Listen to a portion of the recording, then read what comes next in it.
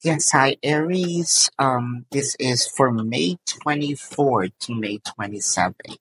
So for those of you who's new to the channel, don't forget to click the subscribe button, smash the like button, comment below kung kayo nakaka-resonate, and hit that notification bell para po ma-notify kayo every time po na nagre-release tayo ng bagong video.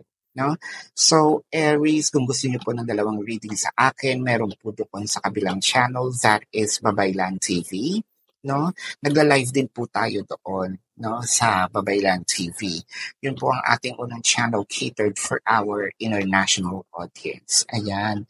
So, Aries, kung hindi nyo po matsyempohan ang ating live sessions, well, dito naman po, no, sa video, dito sa YouTube, pwede kayong magtanong as long as the question is answerable by yes or no.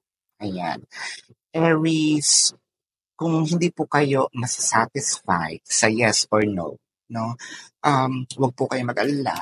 Meron din po tayong form, no? Sa description box ng video na ito, nandun po ang aking link, no, sa aking website. Click that link. You will be routed to my page. Type in your questions and then click submit. Meron po tayo dong good for one question, good for two questions, and we have a promotion of 4 plus 1. So that's a total of 5 questions. And kung gusto niyo po ng private reading, dun po yun sa ating description box din.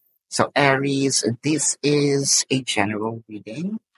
You may resonate with the entire reading or bits or pieces of the reading. Take what's only yours. Aries, nandito na tayo sa part na parang urong sulong, no? Itong relasyon na ito. Sasabihin ko sana relasyon natin, no?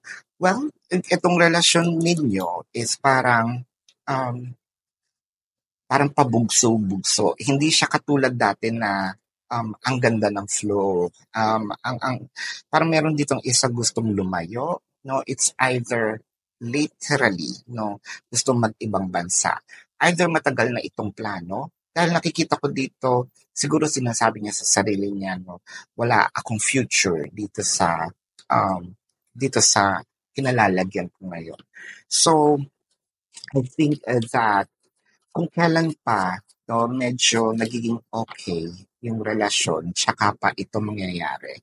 So, parang ang sayo, kailangan ko ba, no, natanggapin itong kanyang magiging desisyon kasi for the future naman. Pero meron akong takot, no, na baka naman kasi makakita siya ng iba. Either lilipat ng company or magmamigrate talaga or magtatrabaho sa ibang bansa, no? So, there's something in here na parang magkakaroon kayo ng distance, no, between you and your person. So, pinag-iisipan mong mabuti, no? At ang nakikita ko dito is siguro nag-aantay ka ng time or siya din naman nag-aantay ng time, no, or sign din, no, sa taas ano ba ang dapat gawin. So wala pang decision making, so it's either naikwento pa lang, nasabi pa lang, pero na-stress agad, no, with the Ace of Swords and the Five of Wands. So parang pakiramdam ko dito, ito ang naging mitya or magiging mitya, no, nitong away.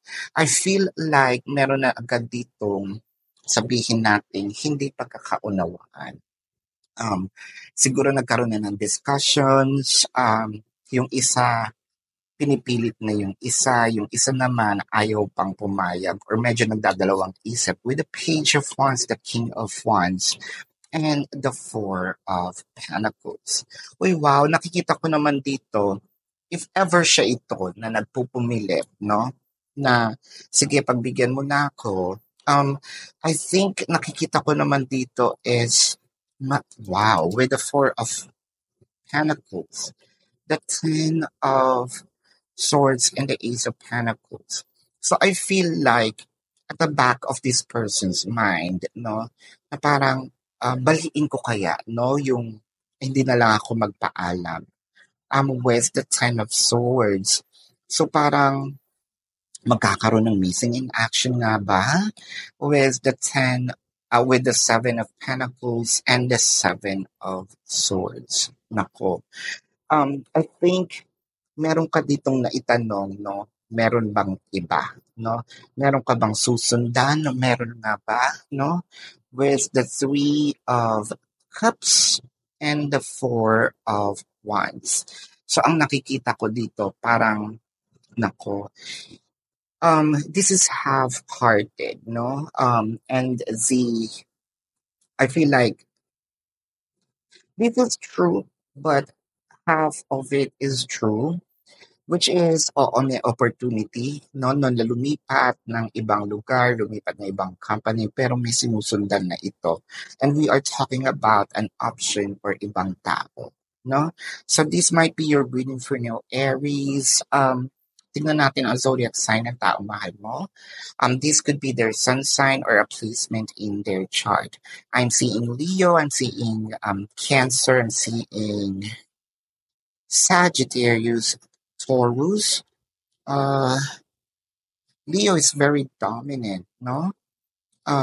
Yeah, so yun ang aking nakikita for now. This is your reading, Aries, and para po sa mga bago, don't forget to click the subscribe button, smash the like button, comment below kung kayo nakaka-resonate, and hit that notification bell. Kung gusto niyo po ng dalawang reading sa kabilang channel po yun, kung gusto niyo pong sumali sa live session sa kabilang channel din. So, Aries, meron po tayong, pwede kayong magtanong, no, sa comment section as long as the question is answerable by yes or no. At meron din pong form, good for one question, two questions, and a promotion of 4+1 sa description box. If you want to have a private reading, meron din po yan sa description box. So this is your reading, love and light. Namaste. See you po sa susunod na reading. Goodbye, Aries.